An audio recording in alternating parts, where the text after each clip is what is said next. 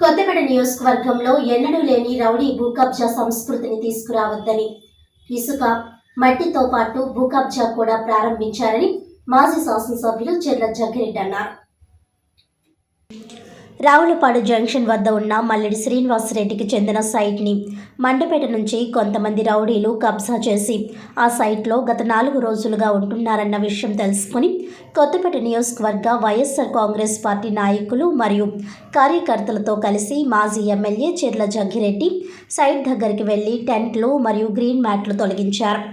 అక్కడికి వచ్చిన పోలీస్ అధికారులతో మాట్లాడి కోర్టులో ఉన్న సివిల్ కేసులో పోలీసులు జోక్యం చేసుకోవడాన్ని తప్పుపట్టారు. అక్కడి నుంచి రావులపాలెం పోలీస్ స్టేషన్కు వెళ్లి పోలీస్ అధికారులకు జరిగిన సంఘటనపై వివరించారు. అనంతరం రావులపాలెం వైఎస్ఆర్ కాంగ్రెస్ పార్టీ కార్యాలయంలో జరిగిన మీడియా సమావేశంలో ఆయన మాట్లాడుతూ రావులపాలెంలో ఎన్నడూ ఈ సంస్కృతి లేదని, ఈ సంస్కృతిని ప్రోత్సహించేవారు ఎవరైనా సరే వారి మీద తగు చర్యలు తీసుకోవాల్సిందిగా కోరారు. ఈ కార్యక్రమంలో వైఎస్ఆర్ కాంగ్రెస్ పార్టీ నాయకులు, కార్యకర్తలు, చెర్ల అభిమానులు పెద్ద ఎత్తున పాల్గొన్నారు. మీరు చేస్తే నేను మీరు చేయబోతున్నా మీరు రౌడీలు పోలీసు వాళ్ళు కాపురాలు కడతారా? మండపేట నుంచి వచ్చి మమ్మల్ని వాళ్ళు బతకనవరా? మీరు ఏమండి ఎవరున్నారు మాకు తెలుసు. ఇప్పుడు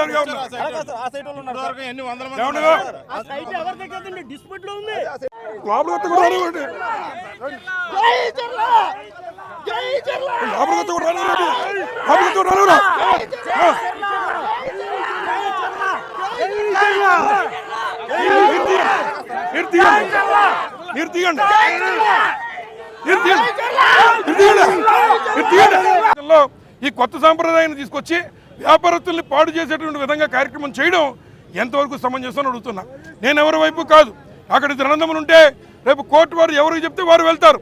ఇద్దరికి కూడా నేను ఎవరికి కూడా ప్రత్యేకంగా వీళ్ళకి వీళ్ళదని నేను చెప్పట్లేదు.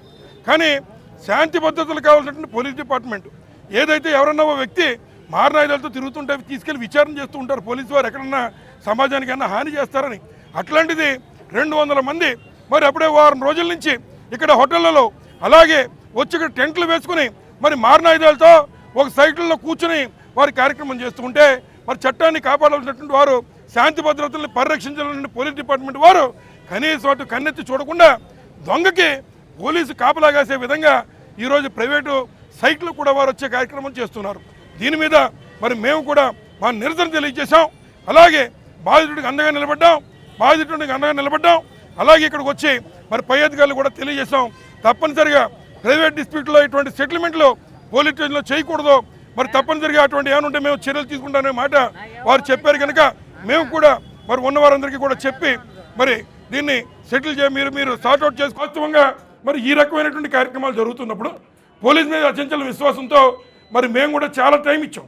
కానీ లేని సంస్కృతి కొత్తపేట నియోజకవర్గానికి వ్యాపారాలు సక్రమంగా చేసుకునేటువంటి వారికి ఎక్కడా కూడా స్వేచ్ఛ లేకుండా మరి ఈ రకంగా ప్రోత్సహించి వెనకాల కొంతమంది కబ్జాదారులుండి మరి ఈ సెటిల్మెంట్లు మీరు పలానా సతీష్ రోజో లేదా ఇంకొకరి దగ్గరికో వెళ్ళి కూర్చొని చేసుకోండి, లేకపోతే నిన్ను లోపలేస్తానని అనేటువంటి హక్కు మరి పోలీసు వారికి ఎవరు ఇచ్చారు?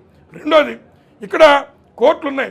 జడ్జి గారు చెప్తున్నారు నేను వీటి మీద జడ్జిమెంట్ చెప్తాననేటువంటి మాట వారు చెప్తూ ఉంటే మధ్యలో మీరే డిసైడ్ చేసేసి నువ్వు వెళ్ళడం లేదు, నువ్వు వెళ్తే కేసు కడతాను అనేటువంటి విధంగా మరి వన్ సైడ్గా మరి బ్యాలెన్స్గా వెళ్లకుండా వన్ సైడ్గా వెళ్ళే విధంగా మరి పోలీసు కార్యక్రమాలు చేస్తే మరి మేము ప్రజలకి రక్షణ కరువైనప్పుడు వారి పక్షాన్ని నిలబడాలా వద్దా?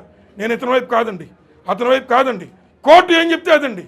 కానీ ఇంకోటి కూడా చెప్తున్నా, కోర్టు ఇతనికి ఆల్రెడీ ఫారెస్ట్ డిపార్ట్మెంట్ సర్టిఫికేట్ ఉంది, కరెంటు బిల్లు ఉంది, వ్యాపారం నడుస్తుంది. ఈ డిస్ప్యూట్ ఇతనికి ఎంఆర్ఓ గారు ఇతను వైపు తప్పు చేశారో అతను వైపు తప్పు చేశారో మాకు తెలియదు. హైకోర్టు ఈ రెండూ చూసి వీళ్ళు తప్పులు చేస్తున్నారు, అపిలేట్ అథారిటీ డిసైడ్ చేయమన్నారు. వ్యాపారస్తులు, ఇక్కడున్న ప్రజలు వారి స్వేచ్ఛకు భంగం కలిగించే విధంగా మీరు ఉద్యోగాలు ఇక్కడ చేసి ఇంకో చోటుకి వెళ్తారు. కానీ ఇక్కడ ప్రజల యొక్క స్వేచ్ఛని వారి ఆస్తుల్ని కాపాడాలని బాధ్యత మీకు ఉంది. అంచేత వాటి భంగం కలిగించే విధంగా డిపార్ట్మెంట్ వ్యవహరిస్తుంటే మరి ఏం చేయమంటారు మమ్మల్ని చెప్పండి మీరే. అంచేత వాస్తవం ఇది విషయం సార్.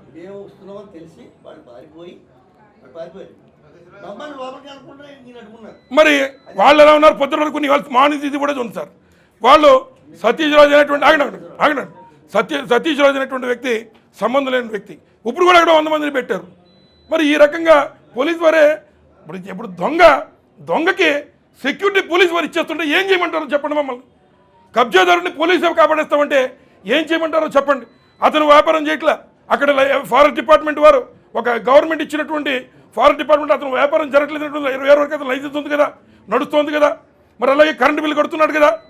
ఇతన్నేమో వెళ్ళొద్దని మండపేట వాళ్ళు మీరు ఏ రకంగా మరి చుట్టాలు అవుతారు? మీరు మండపేట వాళ్ళు ఏ రకంగా ప్లేస్ చేస్తున్నారు? ఇవాళ పొద్దున వరకు మీరు అక్కడ వాళ్ళు కూర్చోబెట్టిన మాట వాస్తవం కదా. మరి ఇది తప్పుగా సార్ ఇది.